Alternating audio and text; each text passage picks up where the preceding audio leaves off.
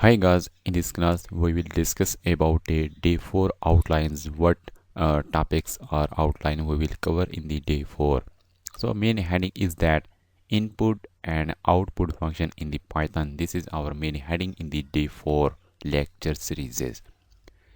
In the day 4 input and output function in the Python, this is our main heading. So in the day 4 there are many other topics or exercises we will discuss.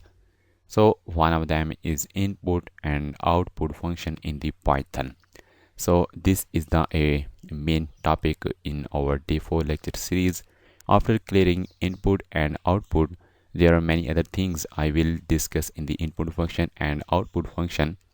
So after clearing this one with example, we will discuss about a Python exercise. This Python exercise will be based on the input and output function methods. It will be clear each and everything when we solve a exercise.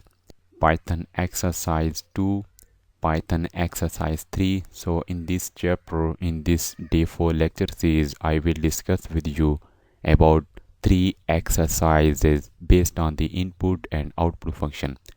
Clearing these exercises, you will be clear each and everything related to input and output function. So in the next class, I will discuss about input and output function basics and with example.